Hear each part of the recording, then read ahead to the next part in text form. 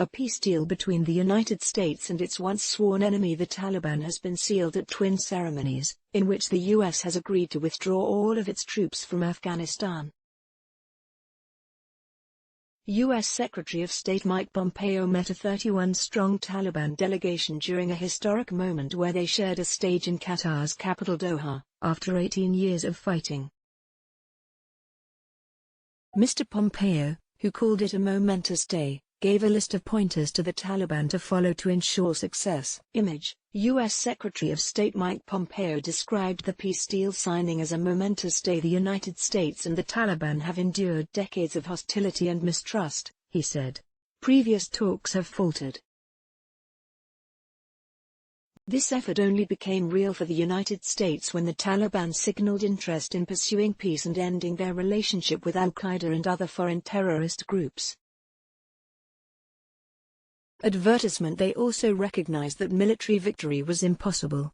The deal, signed by U.S. Special Envoys Zalmay Khalilzad and Taliban political chief Mullah Abdul Ghani Baradar, agrees the complete withdrawal of U.S. and NATO troops within 14 months. In a statement at the White House, U.S. President Donald Trump said he believes the Afghan peace talks will be successful in the end. He added that he will meet Taliban leaders face to face but insisted it was time to bring our people home. The U.S. has also agreed to refrain from the use of force against Afghanistan or intervening in its domestic affairs. It is also committed to seeking annual funds to train, advise and equip Afghan security forces. Image: few people believe the U.S.-Taliban peace deal will restore peace in Afghanistan. Included in the deal: complete withdrawal of U.S. and NATO troops from Afghanistan in 14 months. Afghan government to engage with United Nations Security Council to remove Taliban members from sanctions list by 29 May. U.S. to reduce troops in Afghanistan down to 8,600 from 13,000 in the next 3 to 4 months, with the remainder withdrawing in 14 months. Contingent on the Taliban's fulfillment of its commitments as to refrain from use of force against territorial integrity of Afghanistan. U.S. will not intervene in Afghanistan's domestic affairs as commits to seek annual funds to train, advise, equip Afghan security forces. Image: previous peace talks between the warring sides have failed in Afghanistan. Mr. Pompeo said the U.S. would closely watch the Taliban's compliance with the agreement and the pace of a U.S. withdrawal from Afghanistan would take place according to their actions. This is how we will ensure that Afghanistan never again serves as a base for international terrorists, he said. The negotiation process in Doha, with all of its twists and turns, has shown it is possible for us to take this step together. He said the level of violence in the country over the last 7 days had reached its lowest level in the last 4 years, and the U.S. and Afghan forces responded to the reduced enemy attacks by also respecting peace. It was not perfect, but the Taliban demonstrated that even for a week, if they have the will to be peaceful, they can be, he said.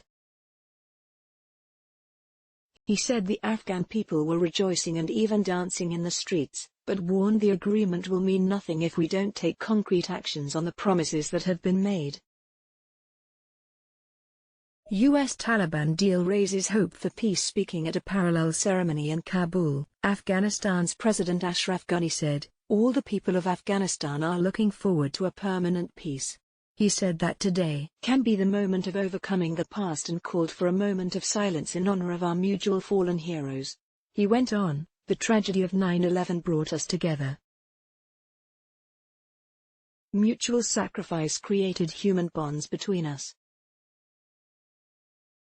Mutual interest, your security and our freedom, sustains our relationship in mutual respect, which has made us partners." Image: U.S. President Donald Trump and Afghan President Ashraf Ghani at Bagram Air Base in Afghanistan in November, calling the relationship transparent. He said, "NATO and U.S. partners have spared neither blood nor treasure for attaining the goals of the partnership. We ask you to thank the veterans, especially the Gold Star families, for their service. Our sacrifice has been immense. Children, youth in their prime, and men and women in all ages in all walks of life, whose lives have been taken away by senseless acts of violence and terror in public spaces." He added, "We have the political will and the capacity to make peace because of the resilience of our society, the dynamism of our economy and the capability of our state." President George W. Bush ordered the U.S.-led invasion of Afghanistan in response to the September 11 attacks in 2001. Within months, the Taliban were defeated and Osama bin Laden and top al-Qaeda militants fled across the border into Pakistan. But the war, which has cost all sides tens of thousands of lives, dragged on for years as the U.S. tried to establish a stable, functioning state in one of the least developed countries in the world. The Taliban regrouped and currently hold sway over half the country. U.S. President Donald Trump has repeatedly promised to get the U.S. out of its endless wars in the Middle East, and the peace deal comes as he seeks re-election. British Defense Secretary Ben Wallace said, "I welcome this small but important step towards the chance for Afghans to live in peace, free from terrorism. We should never forget that much of this has been achieved through sacrifices made by the brave men and women of the UK Armed Forces. I know how proud they are to have played their part, and the depth of the bonds that many of them have forged with the people of Afghanistan during their many tours over the last 18 years. Thanks to vital training from UK and NATO partners, we have seen a steady transformation of the Afghan security forces over the last 18 years. We remain absolutely committed to building an Afghanistan that is a strong partner for decades to come. A secure and stable Afghanistan, that does not again become a haven for terrorism, helps keep Britain's streets safe. Let's block ads. Why?